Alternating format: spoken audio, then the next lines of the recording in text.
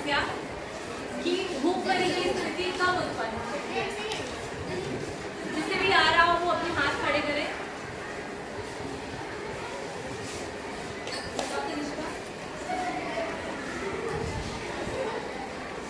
हाँ, मतलब जब खाद्यान्न की आपूर्ति कम हो। ठीक है, बैठो, सही है।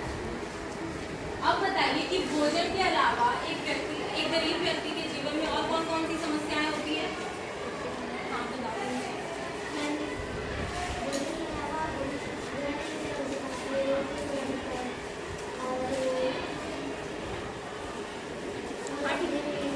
अच्छा, बैठ जाओ।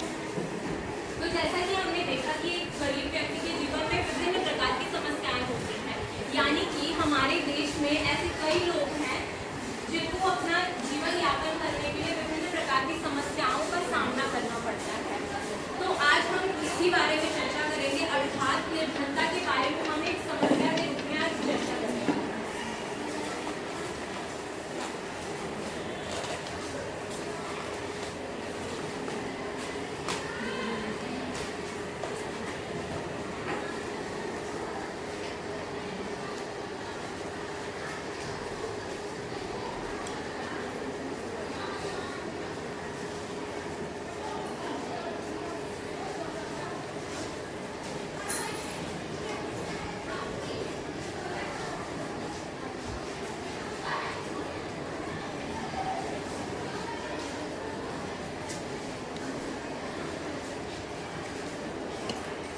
अब ये बताइए कि भिखारी अच्छे वस्त्र क्यों नहीं पहनता है?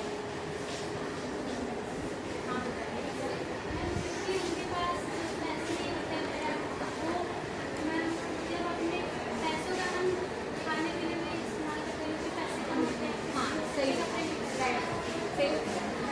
तो जैसा कि हमने देखा कि जो भिखारी होता है वो पैसों की कमी के कारण ही वस्त्र नहीं खरीद पाता या फिर अच्छे वस्त्र नहीं पहन पाता है, अर्थात उसके पास भोजन की भी कमी होती है, अनेक प्रकार की समस्याएं होती हैं, जो कि ये समस्या निर्धनता के कारण यानी कि पैसों की कमी के कारण उत्पन्न होती है। अतः निर्धनता एक ऐसी समस्या है जिसमें मनुष्य अपनी मूलभूत आवश्यकताएं जैसे रोटी, कपड़ा, मकान इत्यादि आवश्यकताओं की भी पूर्ति नहीं कर पाता है, जो कि उसके जीवन के लिए सबसे ज्यादा आवश्यक है। हम लोग बिना खाए, बिना कपड़े पहने तो जीवन यापन नहीं कर सकते ना, अर्थात अगर किसी के पास अगर ये सारी सुविधाएं नहीं है तो वो अपना जीवन यापन कैसे करेगा?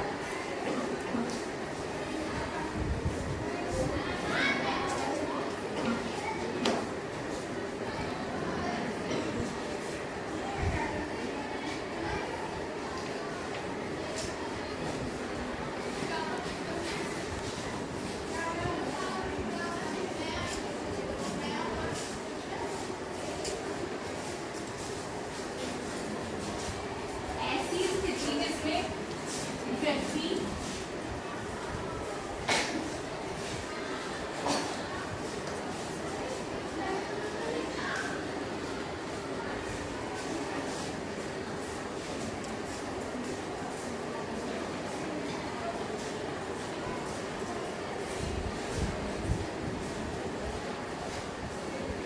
अपनी मूलभूत आवश्यकताएं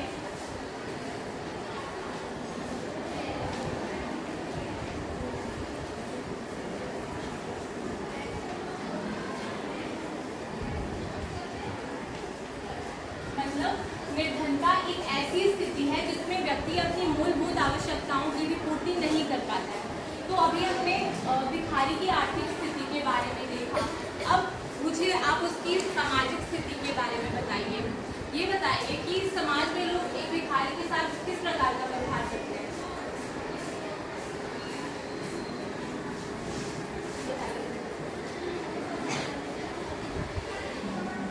थोड़ा तेज। और वो कुछ कर नहीं पाता है, और वो करने के लिए पैसे नहीं देता है। हाँ, लोग उससे दूर भाग रहे हैं। यानी कि समाज में हम हमेशा देखते हैं कि एक गरीब व्यक्ति के साथ या फिर एक भिखारी के साथ लोग उपेक्षापूर्ण व्यवहार करते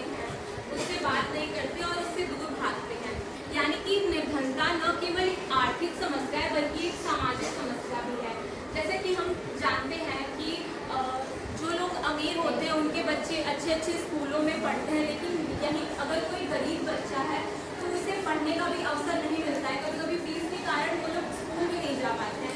तो यहाँ पे निर्धनता ने न केवल किसी की आर्थिक स्थिति को प्रभावित किया, बल्कि उसकी सामाजिक स्थिति यानी कि समाज में उसे लोग किस प्रकार से देखते हैं इस स्थिति को भी प्रभावित किया। मतलब निर्धनता एक सामाजिक समस्या भी है।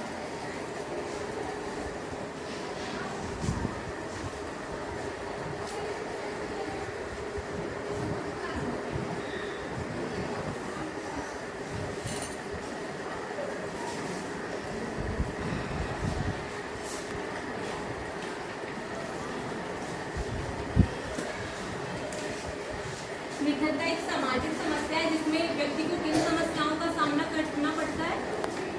सम्मान और प्रतिष्ठा की कमी।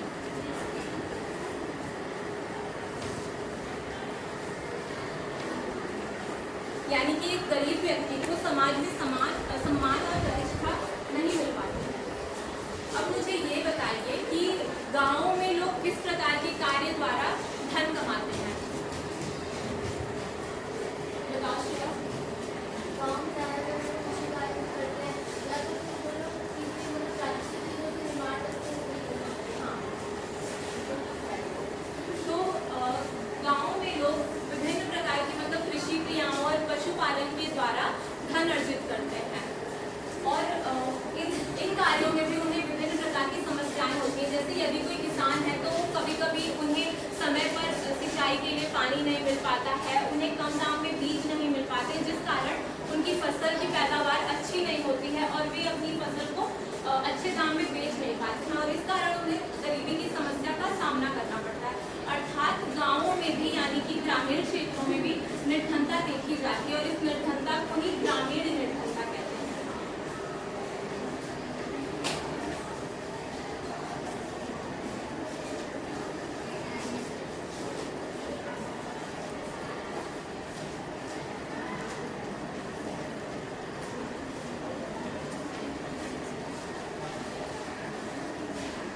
ग्रामीण क्षेत्रों में कौन कौन से कार्य होते हैं? कृषि,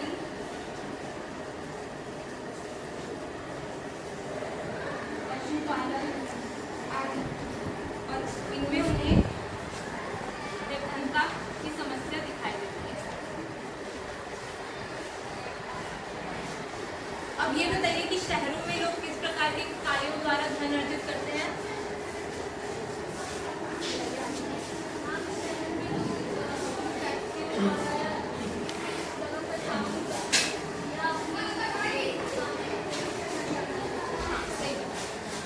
तो शहरों में लोग विभिन्न प्रकार के व्यापार करते हैं, नौकरी करते हैं और फैक्ट्रियों में काम करते हैं।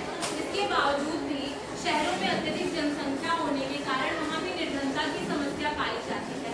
यानी कि अगर किसी क्षेत्र में बहुत ज़्यादा जनसंख्या है तो नौकरी की मांग करने वालों की संख्या भी तो ज़्यादा होगी ना, और इस कारण वहाँ पे भी शहरों में भी निर्धनता की समस्या दिखाई पड़ती है।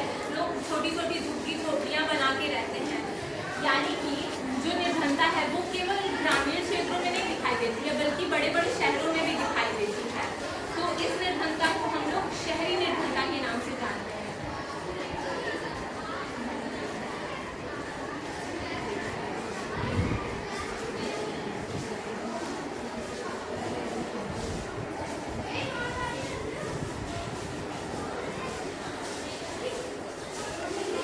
समझ में आया इतना आप लोगों को? Yes ma'am. अब ये बताइए कि हम लोग भोजन क्यों खाते हैं? Yes ma'am. बताओ, पीछे बताओ। हम लोग भोजन इसलिए खाते हैं क्योंकि हमको उससे ताकत मिलती है और हमारा स्वास्थ्य भी अच्छा रहता है। हाँ, मतलब हमें भोजन से ऊर्जा प्राप्त होती है, और इन्हीं आधारों की इन्हीं आधारों पे हम लोग निर्धनता रेखा का निर्धारण करते हैं। अब ये निर्धनता रेखा क्या होती है? निर्धनता रेखा एक काल्पनिक रेखा होती है जिसके माध्यम से हम ये पता करते हैं कि कोई व्यक्ति गरीब है या नहीं, इसका निर्धारण किया जाता है। यानी कि यदि कोई व्यक्ति इस रेखा के ऊपर अगर अपना जीवन यापन कर रहा है तो वो गरीब नहीं माना जाएगा, और अगर इसके नीचे अपना जीवन यापन कर रहा है तो वो गरीब माना जाएगा। अब ये काल्पनिक रेखा निर्धारित जैसा कि आपने बताया ना कि हम खाने मतलब भोजन के द्वारा हमें ऊर्जा प्राप्त होती है और हम खुद को स्वस्थ रखने के लिए भोजन खाते हैं। तो इसमें क्या होता है कि निर्भरता रेखा का निर्धारण हम ऊर्जा के मात्रक कैलोरी के द्वारा करते हैं और ये 2 क्षेत्रों में विभाजित किया जाता है, यानी कि शहर के लिए अलग और गांव के लिए अलग।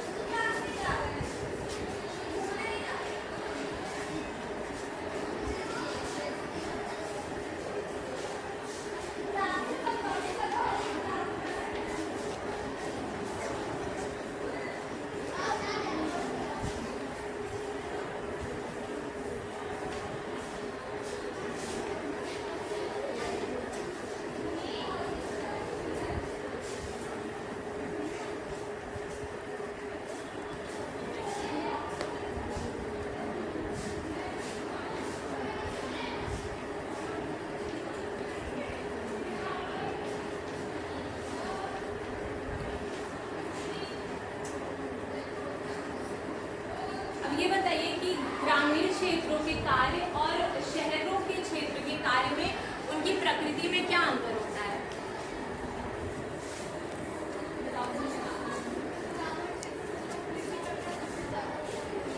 थोड़ा तेज।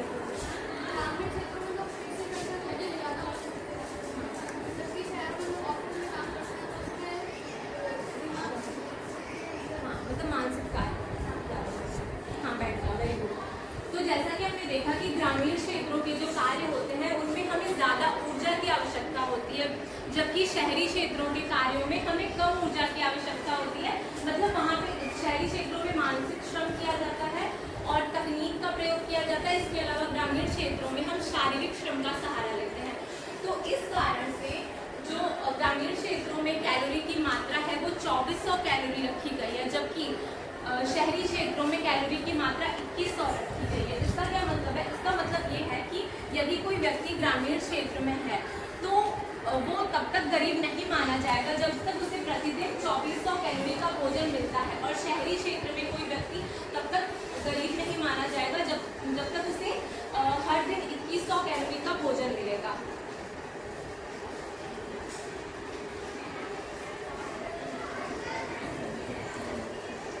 शहर के क्षेत्रों में ये कितना है? 2100।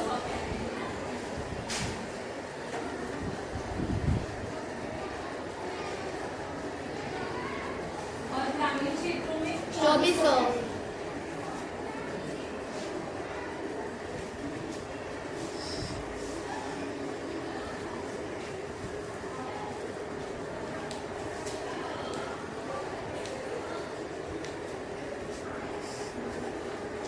अब ये बताइए कि शहर मतलब जो अमीर लोग होते हैं और जो गरीब लोग होते हैं, इन लोगों के जीवन में मतलब वो जैसा जीवन जीते हैं उनमें किस प्रकार का अंतर पाया जाता है उनकी जीवन शैली में?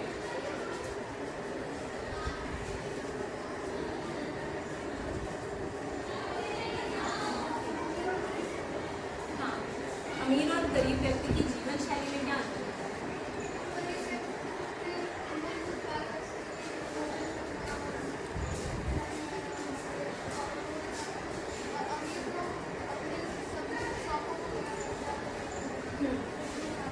Very good. तो जैसा कि हम जानते हैं जो अमीर लोग होते हैं वो अपना जीवन विलासितापूर्ण वस्तुओं के उपभोग में लगाते हैं, जैसे कि उनके पास कूलर, फ्रिज, पंखा, टीवी, कार इत्यादि ये सभी वस्तुएं होती है। जबकि जो गरीब व्यक्ति होता है उसके पास केवल इतना पैसा होता है कि वो स्वयं के लिए अच्छा भोजन खरीद सके, अच्छे से रह सके। मतलब उनका जीवन स्तर बहुत नीचे होता है और अमीर लोगों का जीवन स्तर बहुत ऊपर होता है। इसी आधार पर निर्भरता रेखा का एक और आधार है निर्धारण का रेखा, जिसको कहते हैं आय के आधार पर निर्धारण।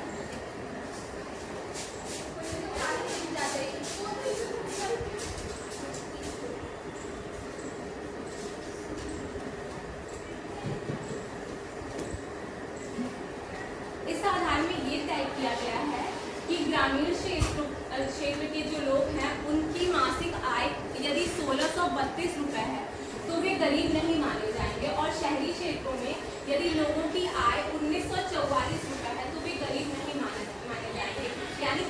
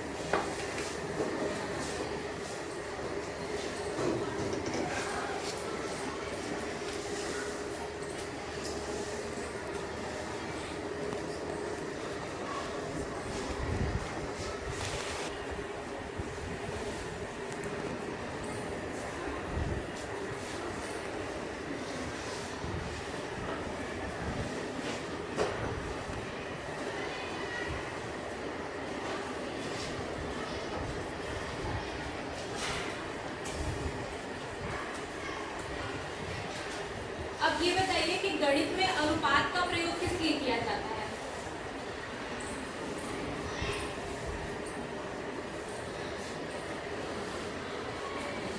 अनुपात यानी रेशियो, हम लोग संबंध बताते हैं ना, ये बता। हाँ बता। इस संख्या किससे तुलना करने के लिए। हाँ, तुलना करने के लिए किया जाता है। Right job, very good. जिस प्रकार गणित में हम लोग अनुपात का प्रयोग किन्हीं दो संख्याओं या मात्राओं में तुलना करने के लिए करते हैं, उसी प्रकार अर्थशास्त्र में निर्धनता अनुपात निकालने के लिए हम लोग निर्धनता अनुपात का प्रयोग करते हैं, जिसका सूत्र होता है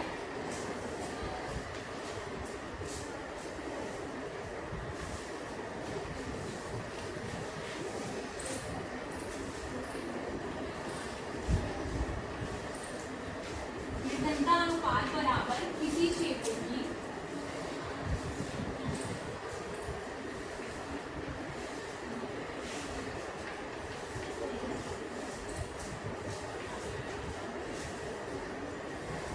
किसी क्षेत्र में गरीबी रेखा से नीचे रहने वाले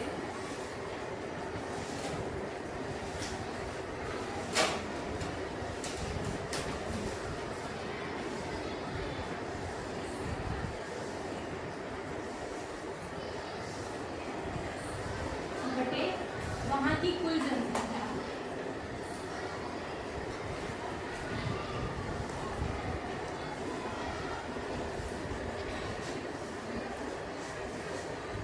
गुणे 100। अब इसका उपयोग हम लोग किस तरीके से करते हैं? जब भी हमें किसी क्षेत्र में निर्धनता अनुपात निकालना होता है तो हम उस क्षेत्र में जितने लोग भी गरीबी रेखा से नीचे रहते हैं उनकी संख्या को वहाँ की कुल जनसंख्या से भाग देते हैं और फिर गुणे 100 करते हैं। इसके द्वारा हमें ये ज्ञात होता है कि किसी भी क्षेत्र में गरीबी रेखा से नीचे रहने वाले लोगों का प्रतिशत कितना है, मतलब ऐसे कितने लोग हैं जो कि गरीबी रेखा के नीचे अपना जीवन यापन कर रहे हैं। इससे हम एक उदाहरण द्वारा समझते हैं। मान लीजिए किसी क्षेत्र में जो गरीबी रेखा से नीचे रहने वाले लोग हैं उनकी संख्या 5000 है और वहाँ की कुल जनसंख्या 10,000 है।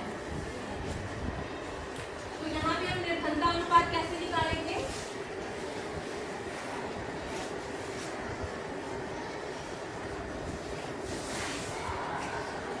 गरीबी रेखा से नीचे रहने वालों की जो संख्या है उसको हम वहाँ की कुल जनसंख्या से भाग देंगे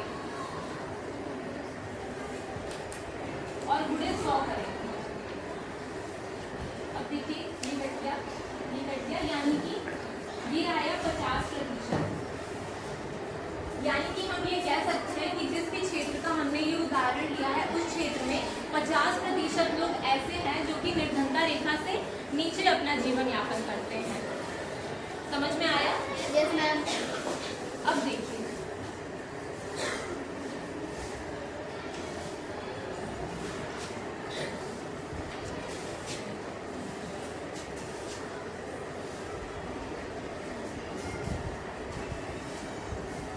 ये एक दंड आरेख है जो भारत के विभिन्न राज्यों में निर्धनता अनुपात को दिखा रहा है। इस अक्ष पर हमने राज्यों को लिया है और इस अक्ष पर निर्धनता दर ली गई है। अब इसे देख के बताइए कि ऐसा कौन सा राज्य है जहाँ पे निर्धनता अनुपात या निर्धनता दर सबसे ज़्यादा है? ठीक है, बिहार है। बिहार में हम लोग ये देख रहे हैं कि वहाँ की जो निर्धनता दर है वो 33.7% है। यानी कि बिहार की 33.7% जनसंख्या गरीबी रेखा के नीचे अपना जीवन यापन कर रही है। इसे हम लोग इस प्रकार भी कह सकते हैं कि बिहार की 100 में से 34 लोग गरीबी रेखा से नीचे अपना जीवन यापन कर रहे हैं। यानी कि बिहार में 100 में से 34 लोग ऐसे हैं जो कि अपनी मूलभूत आवश्यकताएं भी पूरी नहीं कर पाते हैं और उन्हें विभिन्न प्रकार की समस्याओं का सामना करना पड़ता है गरीबी के कारण। अब मुझे ये बताइए कि हमारा जो प्रदेश है यानी कि उत्तर प्रदेश, वहाँ पे निर्धनता दर कितनी है? हाँ, जैसा कि हम लोग यहाँ देख रहे हैं कि उत्तर प्रदेश में निर्धनता दर 29.7% है। यानी का स्थान बिहार जो कि 33.7% है, और मध्य प्रदेश जहाँ पे 30% है, उसके बाद ये तीसरा स्थान रखता है, जो कि विभिन्न राज्यों की तुलना में बहुत ज़्यादा है। यानी कि हम ये कह सकते हैं कि हमारे उत्तर प्रदेश राज्य में जो निर्धनता दर है वो बहुत ज़्यादा है, जिसका कारण यहाँ की अत्यधिक जनसंख्या, बेरोजगारी इत्यादि हो सकते हैं। तो वो समझ में आया सबको? बिहार में कितनी है निर्धनता दर? 33.7%।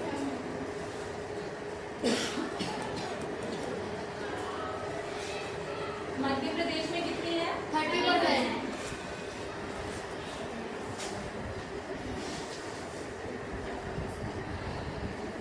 और उत्तर प्रदेश में कितनी? 29.7%।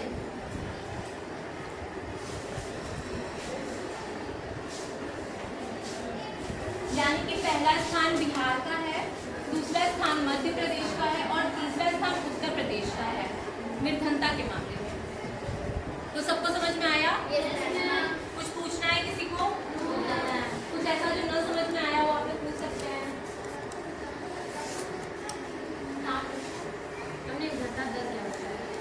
निर्धनता दर किसी भी क्षेत्र में जब हम लोग निर्धनता प्रतिशत निकालते हैं, यानी कि वहाँ के कितने प्रतिशत लोग निर्धनता रेखा के नीचे अपना जीवन यापन कर रहे हैं, मतलब ऐसे कितने लोग हैं जिन्हें ठीक से भोजन नहीं मिल पा रहा है, वे अपना जीवन अच्छे प्रकार से धन की कमी के कारण नहीं गुजार पा रहे हैं, और इसी को निर्धनता दर कहा जाता है, जिसे हम लोग इस प्रकार से निकालते हैं। वहाँ की गरीबी रेखा से नीचे वाली जो जनसंख्या है उसको हम लोग वहाँ की कुल जनसंख्या से भाग देते हैं और पूरे 100 करते हैं, फिर जो प्रतिशत आता है वही उस क्षेत्र का निर्धनता दर है। सबको समझ में आ गया अच्छे से?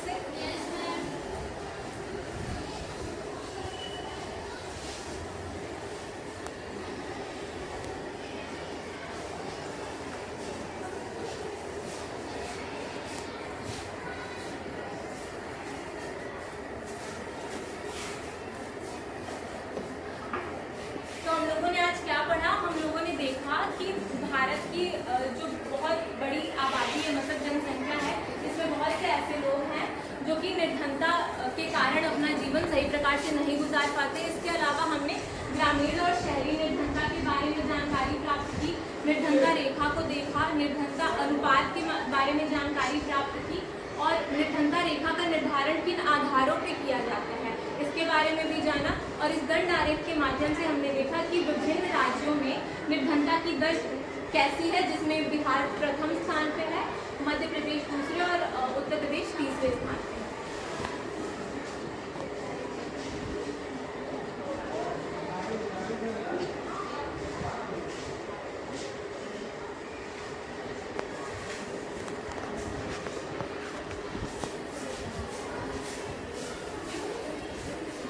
अब मैं प्रश्न कर रही हूँ, आप लोग हाथ खड़े करेंगे और फिर उत्तर देंगे। निर्धनता किसे कहते हैं? बताओ श्रेया। कोई व्यक्ति अपनी मूल आवश्यकताओं को पूरी नहीं कर पाता। शहरी और ग्रामीण निर्धनता में क्या अंतर है? बताओ मुझे।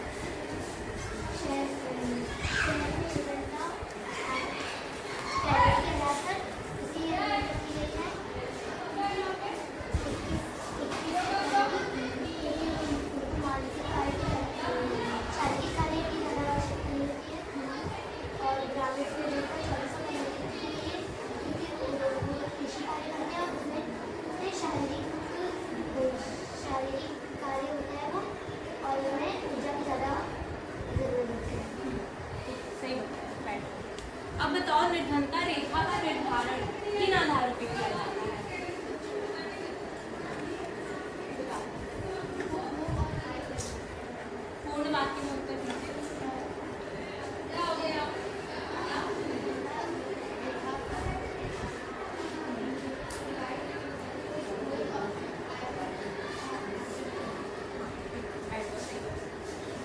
अब मुझे वो 3 राज्यों के नाम बताइए जिनमें निर्धनता दर सबसे अधिक है।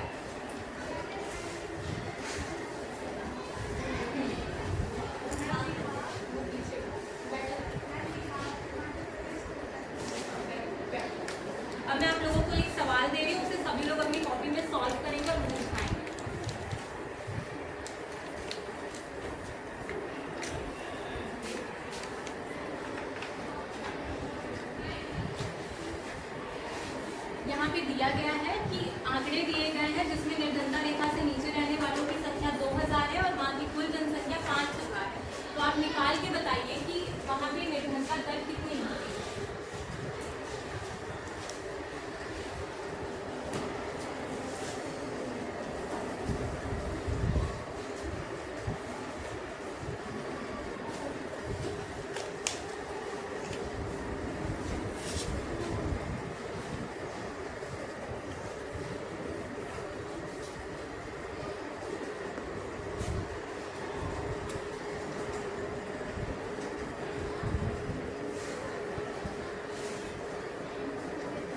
मैम 2.8%।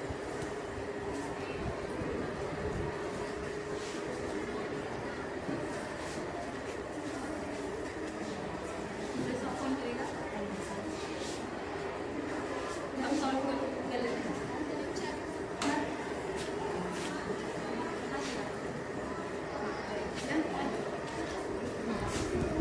सही है। इसका आंसर होगा 40%। ठीक, बहुत बच्चों ने सही किया है। तुमने गुणे 100 नहीं किया था, तुम इसे भूल गई थी। अच्छा, मैंने सूत्र में बताया था ना कि गुणे 100 भी होगा। चलिए अब अपना होमवर्क आप लोग नोट कर लीजिए।